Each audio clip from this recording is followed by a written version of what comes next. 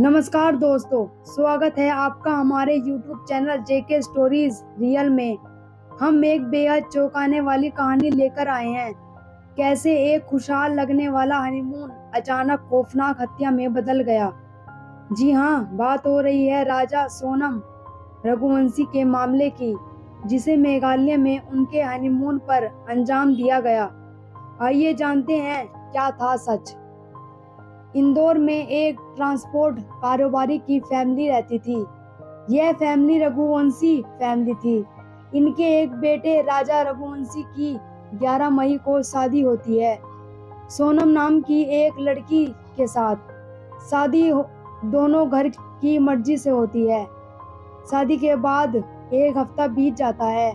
पहले से यह तय था कि शादी के बाद दोनों हनीमून मनाने के लिए असम जाएंगे। सोनम और राजा रघुवंशी दोनों 20 मई को इंदौर के लिए फ्लाइट पकड़ते हैं।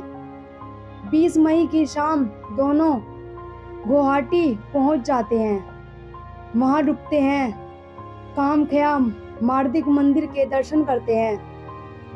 फिर 22 मई की सुबह दोनों मेघालय के लिए निकल जाते हैं।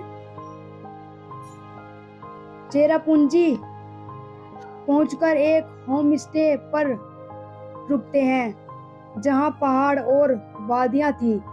उसी दिन उन्होंने एक एक्टिवा रेंट पर ली और अपनी वाइफ सोनम के साथ इधर उधर घूमते रहे और ट्रैकिंग करके वापस आते हैं।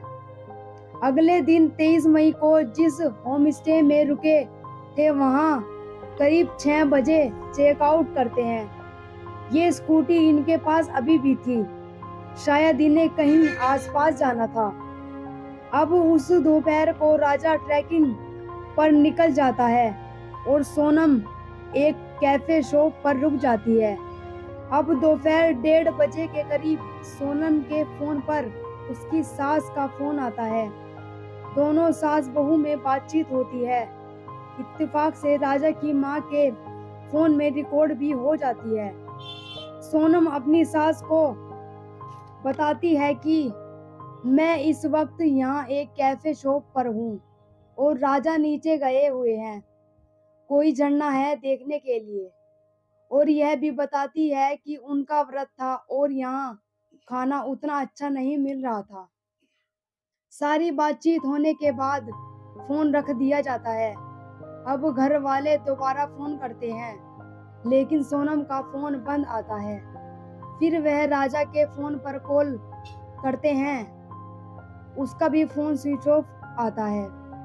घर वालों को लगा कि वहां शायद नेटवर्क का इशू होगा, क्योंकि वह चेरापूंजी का इलाका बारिश के लिए मशहूर माना जाता है। अब 24 मई हो गई। सुबह घर वालों ने फोन मिलाया, लेकिन दोनों के फोन अभी भी स्विच ऑफ थे।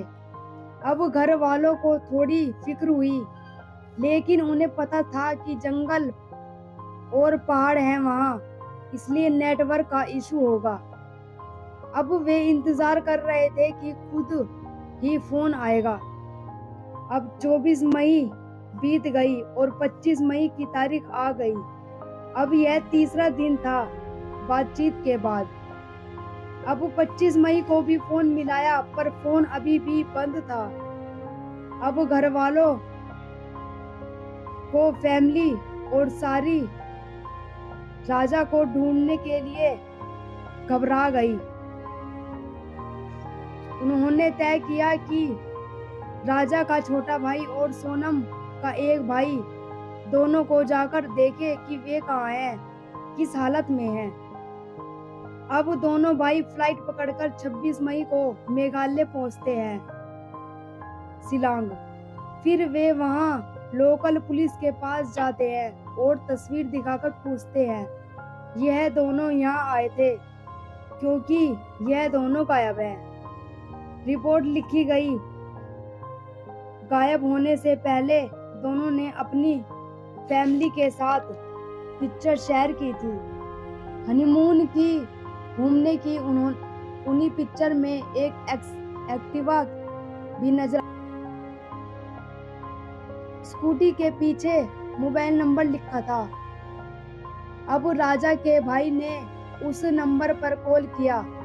उसने बताया कि साहब, हम लोग स्कूटी रेंट पर देते हैं। दोनों भाई स्कूटी वाले के पास जाते हैं, नाम और चेहरा दिखाकर पूछते हैं, आपने इन्हें स्कूटी दी है क्या? उसने बताया कि हाँ, 22 मई को आए थे, ये हमारे पास स्कूटी ले गए और अभी तक वापस भी नहीं दी। अब वो दोनों वापस पुलिस के पास जाते हैं और सारी बात बताते हैं। पुलिस आसपास के इलाकों में पता करना शुरू करती है तो पता चला कि 25 मई की रात वह एक पहाड़ी इलाके में पार्किंग के करीब एक लावारिस स्कूटी पाई गई, जहां राजा और सोनम रह रहे थे। पुलिस ने वहां चेकिंग की लेकिन कुछ नहीं मिला। अब घर वालों ने इंदौर के पुलिस कमिश्नर को मदद मांगी। कहा कि ये बच्चे हनीमून मनाने के लिए गए थे, इनका कोई सुराग नहीं मिला। पुलिस कमिश्नर ने मेघालय पुलिस को कांटेक्ट किया और कहा कि आप इन्हें ढूंढो। अब पुलिस ने जोरों शोरों से तलाश शुरू की। तलाश के दौरान जंगल में उन्हें 2 लावारिस बैग नजर आए। उसमें कपड़े और जरूरत का सामान था, लेकिन भाइयों की बैग दिखाया गया। उन्होंने कहा कि ये बैग राजा के ही है।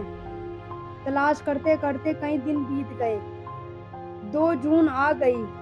उस दिन जहां टूरिस्ट गुजरते थे वहां एक खाई थी। टीम खाई में उतरी। वहां उन्हें एक लाश मिली। उन्होंने सभी साथियों को बुलाया। अब रेस्क्यू टीम ने लाश को निकाला, उसे शिलांग के मेडिकल कॉलेज अस्पताल में भेज दिया।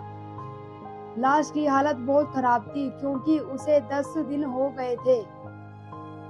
पुलिस ने दोनों भाइयों को अस्पताल में बुलाया और उन्हें कपड़ों और छोटी मोटी चीजों दिखाकर पहचानने को कहा। राजा रघुवंशी के भाई जब लाश को देखते हैं तो दाहिने हाथ पर राजा नाम का टैटू था। उस टैटू को देखते ही वे रोने लगते हैं और बताते हैं कि ये मेरा भाई राजा की लाश है। राजा की लाश पोस्टमार्टम के लिए भेज दी जाती है। जहां से लाश मिली वहां सोनम का कुछ पता नहीं चला। अब अगले दिन सोनम की तलाश शुरू हुई पर सोनम नहीं मिली। अब पोस्टमार्टम की रिपोर्ट आ गई। रिपोर्ट में पता चला कि राजा का कत्ल किया गया था। राजा के पास से एक चाकू भी मिला था जो एकदम नया था। अब 4 जून हो गई लेकिन सोनम का कोई सुराग नहीं मिल रहा था। अब लाश के साथ जो बाकी चीजें मिली तो भाई ने बताया कि राजा की उंगली में हीरे और सोने की अंगूठियां थी। कलाई पर एक ब्रेसलेट था। इन सब की कीमत करीब 1 लाख थी। अब इंदौर में बैठा परिवार इंतजार कर रहा था उन दोनों के घर लौटने का। राजा की मां को अभी राजा की मौत हो चुकी है यह पता नहीं चला था, क्योंकि शायद वो मां कैसे बर्दाश्त करेगी जिसके 10-15 दिन पहले शादी हुई। उसने दूल्हा बनते ही देखा बड़े अरमान होंगे। बहू लेकर आई घर में और वही बेटा और बहू हनीमून बनाने के लिए गए और दोनों गायब हो गए। और फिर मौत की खबर आई। दूसरों को कोई भी नहीं आ रही है तो मेघालय पुलिस जांच कर रही है और दुआ है कि सोनम मिल जाए। फिलहाल आज की कहानी में इतना ही, लेकिन आपसे अनुरोध है कि हमारे चैनल को लाइक करें और सब्सक्राइब कर लें।